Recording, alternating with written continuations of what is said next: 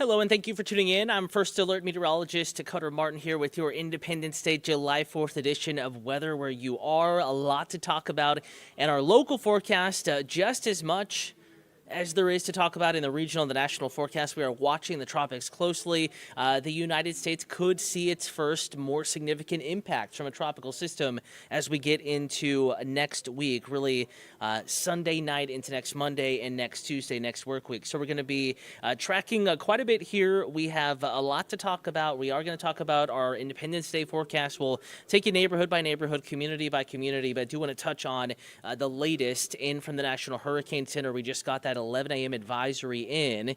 No huge changes, but I will say this storm continues to perform at a very high capacity, we'll say, and it's kind of fighting off, so to speak, wind shear and dry air. Yes, it's weakened. Yes, it's not quite as structurally sound as it was, but really doing a good job kind of fighting off those otherwise negative impacts that wind shear and dry air typically have on a system. So again, that's the latest look at satellite, also the latest observations, the stats with Hurricane Beryl, Category 3, sustained winds at 115. Keep in mind, it was a Category 5 less than 48 hours ago, moving to the west-northwest at 18 miles an hour. And what I will say, as we kind of look at the map here, is that you see these deep reds and these whites surrounding that icon that you see spinning there. Those are thunderstorm clouds, tall rain clouds, very cold at the top of those clouds. And see how they're wrapped almost evenly around that center of circulation. Maybe not quite as symmetric as it was, looking back 48, 72 hours ago. Nonetheless, doing a better job at remaining symmetric in those showers and storms surrounding that system's core, Beryl's core. They kind of work to protect it from this intense wind shear and dry air that it's already dealing with. And yes, there's been some weakening, but we're noticing that it is doing a better job than maybe some forecast models thought at protecting its structure. It hasn't completely fallen apart, and of course that is good news, that it has not completely fallen apart. So we're going to be watching the system evolve here over the next few days, because its intensity now will impact its track now and its track days from now. Speaking of which, here is the latest track from the National Hurricane Center. We are looking at really no significant changes with this latest advisory. We have hurricane watches warnings up for portions of the Yucatan Peninsula. Forecast to make landfall late tonight and early tomorrow morning as a hurricane there, and continuing west-northwest across the peninsula into the southwestern Gulf of Mexico. At some point taking a northward turn. There's a lot going on here. So far, what we've noticed is that this storm, Beryl, has been on kind of the northern side of its envelope of tracks from these forecast models. Let's say there's 100 forecast models. It's in the northern 30 or so of those tracks. And that trend may not continue, but it's just showing us that this storm is strong. It's a little stronger than what forecast models thought. So it's undergoing influences from different things than what forecast models thought. For example, we have a ridge of high pressure. Why it's so hot today here and dry, First Alert Weather Day here in the city of Atlanta. But there's a little weakness in that ridge here over the Mid-South, portions of Texas. That weakness is forecast to grow, and a stronger storm could more readily feel that weakness and be drawn northward. So we know there's going to be a north turn. It's just how sharp is that turn? How soon is that turn? And could that turn mean a landfall in Texas as we get into our Monday? Or does it make landfall in northern Mexico and then move into the state of Texas as a remnant low or just a rainmaker? Something we will have to watch. But if you have interest in northern Mexico, Matamoros, Monterey, Brownsville, South Padre, Corpus Christi, really anywhere on the Texas coast, even the Louisiana coast, you can't quite rule it out just yet with any certainty. So give them a heads up, give them a call, a text, just let them know you're watching out for them. Wesley Millsap is watching from Ackworth. Hello to you. Again, just wanted to give you the latest on Beryl, and now we're going to kind of shift gears and go back closer to home, talk about our local weather. And again, we have a heat advisory in effect today. If you have any weather questions, comments, concerns, about the forecast. We are streaming on many platforms, but YouTube is the best to converse. That's what's really special about these Atlanta News First Plus streams. You can ask the question, I can give the answer, and we can kind of go back and forth, and I can maybe give you a little more clarification on that first alert forecast. So we're watching Beryl. Again, there's a little bit of a delay between when you send on those YouTube questions when I may see them, so I can always backtrack, but we're going to go ahead and slide into the forecast now. And it's already pretty hot out there. Temperature of 85 in Atlanta. 86 in Athens. It's already 90 in Eatonton, 85 in LaGrange. However, that's just half the story. What does it feel like?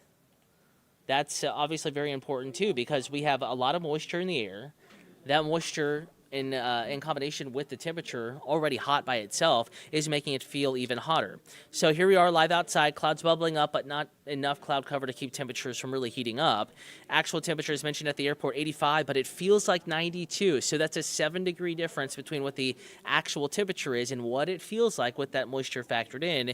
And it's the feels like temperatures, or the forecast heat index temperatures, that have prompted the National Weather Service to issue the heat advisory, which we have coming up for you on your screen right now, all counties shaded in orange. I know it's kind of a weird deal because we're looking over here in Cleburne County, Alabama, and Randolph County, Alabama. That is the National Weather Service office in Birmingham. We in Atlanta are forecasted by the National Weather Service office in Peachtree City. Sometimes there are different standards, different thresholds to get different advisories issued depending on where you are. For example, if you live in South Georgia, it has to be hotter or feeling hotter to get a heat advisory issued. So it's a nuance here. It's a technicality. Just because those counties are not shaded in orange does not mean it's going to feel drastically cooler there. The only place that might feel noticeably better, but it's still going to be hot, is up here in the North Georgia mountains, well north of the city of Atlanta, from around Rabun County up into Clay County, North Carolina, Gilmer County, Ellijay, down towards Lake Lanier, the northeastern corner of Georgia, feeling just a little bit better. And I do mean a little bit because, you can look at high temperatures. It's still going to be pretty warm up there. Ellijay 93, Helen 90. Again, these are higher elevation spots. So pretty impressive that they are too warming to the low to mid 90s. 95 in Atlanta, 97 Athens, 98 Eatonton, 93 in LaGrange, 94 Thomaston, 97 up in Rome. Keep in mind, add 5 to 10 degrees to these temperatures, and that is what it will feel like out and about this afternoon and through the early evening hours. So just keep that in mind. It is going to be hot, and it is going to feel even hotter. Here is that hour-by-hour forecast. Feels like temperatures this morning already waking up like it was 80, even though actual temperatures were in the 70s. And then it will feel like it's in the lower 100s. Again, pretty much on pace now. It's 11 a.m. Felt like the mid-90s. Forecast is for it to feel like the upper 90s in an hour or so. I think that checks. So far, we're right on cue here with it feeling far hotter than 100 degrees as we get into this afternoon. Reason for the first alert weather day. It's a holiday where so many are outside. We have hot conditions. We have hot and muggy conditions, which is going to push the feels-like temperatures to those borderline dangerous levels. Don't cancel the plans. Just that extra heads up, that first alert, that you need to stay hydrated.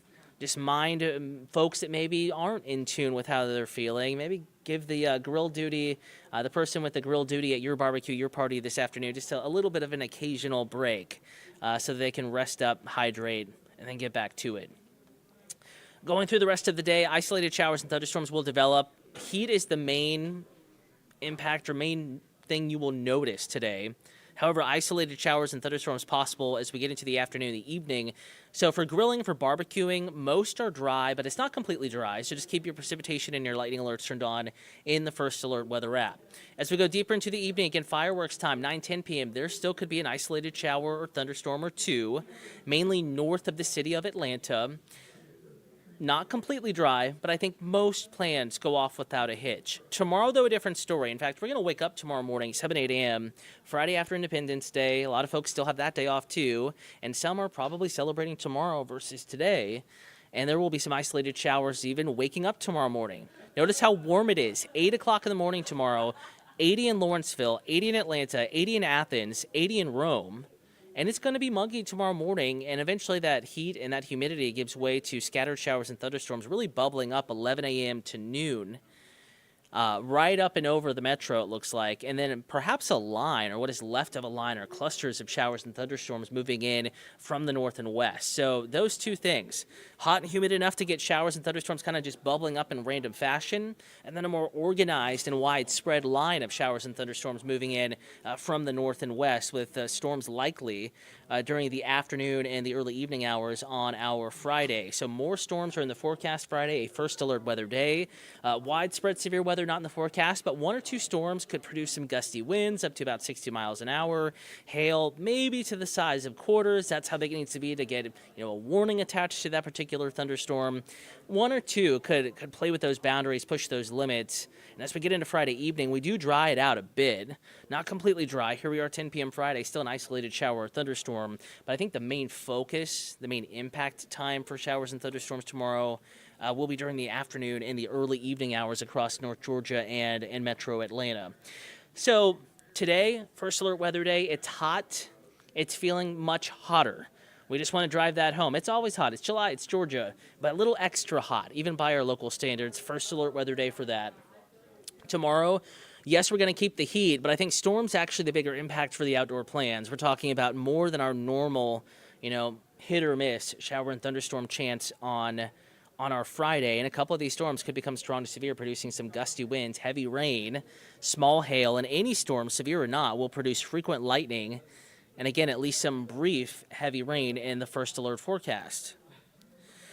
Doesn't look like we have too many questions coming in on YouTube. Again, Wesley Millsap, thanks for hollering, and if you have any weather questions, comments, concerns, Nicole Land 127 on YouTube, but that's the avatar. So that's who I'm speaking to on YouTube.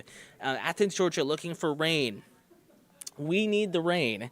In fact, brought up a good point there, Nicole. I'm going to pull up another graphic. I know people don't want it to rain on their barbecues, rain on their parade, so to speak, but we do need the rain pretty badly. So this is the latest drought monitor issued today.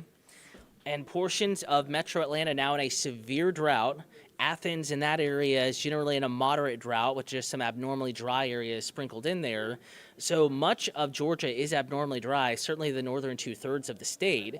Parts of the area have a moderate drought, and now portions of metro Atlanta, especially the west side, have severe drought conditions underway. So, Nicole, you're absolutely right. Many people are looking for rain. We need some rain. It's still early in the summer season. No one wants to be in August and September with a temperature pattern like this still begging for rain. So we need it. We need some rain. And, Nicole, I think that we will get some, not enough to break the drought, but we will get some, especially as we get into tomorrow, again, hour-by-hour forecast. Let's roll it back for Nicole here. And again, if you have any weather questions, comments, concerns, we're streaming on many platforms.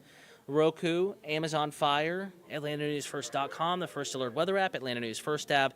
But we're kind of chatting back and forth on YouTube. That's the place to be. Atlanta News First is the account we are streaming on right now. So 7 a.m. tomorrow morning, isolated showers, especially up in the mountains, far northwest Georgia, up into Tennessee. Watch what happens as we get into 11 a.m. noon, Nicole. Showers and thunderstorms kind of blossoming, kind of right overhead. You're going to see those clouds grow as you get ready for lunch, and then maybe hear that distant thunder, and then you may get poured on for a few minutes. But the more organized line of showers and thunderstorms moves in the afternoon, especially mid-afternoon, and some of these will linger into early evening.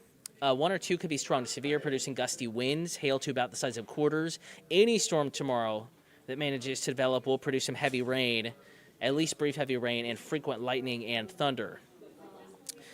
So again, it doesn't look like we have too many questions coming in. Wesley, hello to you. Thanks for chatting. Nicole, likewise, much the same to you. Want to let you know that First Alert Meteorologist Ella Dorsey is going to be back in the saddle here coming up on Atlanta News First at noon. Full weather forecast then, a tropical update as well. And a reminder, you can always check out the tropics in the First Alert Weather app, even if you're on the go and maybe you missed the newscast. All you have to do is open up the First Alert Weather app and go to radar. Again, I'm going to let this load here very quickly, and then we'll click on radar. And right now I have my heat alerts turned on, so you see that right there in the phone. But basically where my thumb is, right there, that's the menu you're going to click on to turn on tropical tracks. That's what they're called. It's an overlay, and I have it turned on right there, tropical tracks. And that'll help you stay ahead of what's going on, even if you do miss the newscast. Also, we have a video in the app now talking about the 11 a.m. advisory, the very latest from the Hurricane Center with Major Hurricane Beryl. So plenty of places to check out the information. But first, Alert Meteorologist Ella Dorsey back with that forecast coming up in just a few minutes on Atlanta News First at noon. Have yourself a wonderful Independence Day. Stay safe, stay hydrated, enjoy time with friends and family. Avoid the hottest of the weather if you can. But again, get outside and enjoy it. Just remember to drink plenty of water and take breaks if you need to.